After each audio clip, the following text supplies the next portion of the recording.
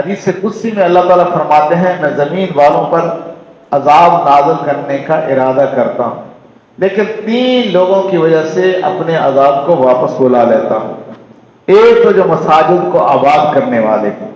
مساجد کو آباد کرنے والے کون؟ نماز پڑھنے والے، تلاوت کرنے والے، ذکر کرنے والے، اور اسی طرح ہی جو مساجد کی تعمیر کرنے والے ہیں، مساجد کا انتظام اور انصرام کرنے والا ہیں، صفوں کی فکر کرنے والے ہیں، قالینوں کی فکر کرنے والے ہیں، اس کی صفائی کا خیال رکھنے والے ہیں۔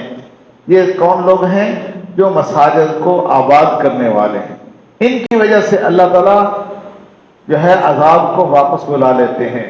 اور ایک ان لوگوں کی وجہ سے جو اللہ کے لیے ایک دوسرے سے محبت کرتے ہیں، ان کا کوئی باہمی رشتہ نہیں ہے، کوئی خونی رشتہ نہیں ہے، اللہ کے لیے ایک دوسرے سے محبت کرتے ہیں، کوئی کاروباری غرض نہیں ہے، کوئی اور مسئلہ نہیں ہے، صرف اللہ کے لیے ایک دوسرے سے محبت کرتے ہیں۔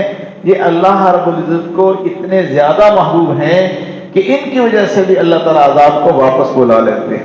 حدیث قدسی میں ہے، اور ایک حدیث پاک کے اندر آتا ہے کل آخرت میں کچھ لوگ ہوں گے جو نور کے ممبروں پہ بڑے بے فکر ہو کر پھر رہے ہوں گے، لوگ دیکھ کر ان کو رشک کریں گے، یہ کون لوگ ہیں؟ بتایا جائے گا کہ یہ انبیاء وہ پوچھیں گے لوگ کہ یہ انبیاء علیہ السلام ہیں یا شہداء ہیں؟ بتایا جائے گا کہ نہیں، یہ تو صرف وہ لوگ ہیں جو اللہ کے لیے ایک دوسرے سے محبت کرتے تھے۔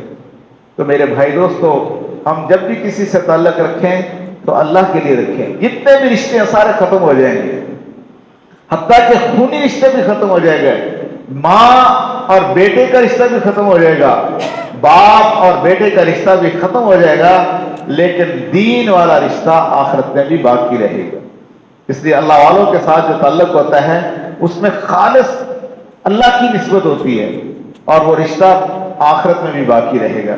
تو ہم اپنے ماں باپ سے جو تعلق رکھیں تو وہ بھی کسی غرض کے لیے نہ ہو، وہ بھی اللہ کے لیے ہو، اللہ کی محبت میں ہو، کہ اس کی وجہ سے ماں باپ کا مقام و مرتبہ کس نے بتایا؟ اللہ کے پیارے حبیب صلی اللہ علیہ وسلم نے ارشاد فرمایا۔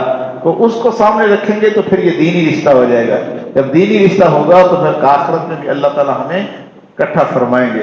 حدیث مبارکہ کے اندر آتا ہے اللہ کے حبیب صلی اللہ علیہ وسلم نے ارشاد فرمایا، جب کوئی آفت آسمان سے نازل ہوتی ہے تو مسجدوں کے آباد کرنے والوں سے کی وجہ سے پھیر لی جاتی۔ ہاں، اس میں حدیث قدسی میں بتا رہا تھا، تیسرے وہ لوگ ہیں جو رات کو اٹھ کر آخری پہر میں استغفار کرتے ہیں، اللہ سے معافی مانگتے ہیں، اپنے گناہوں کا اعتراف کرتے ہیں اور اپنے گناہوں کو یاد کر کے روتے ہیں۔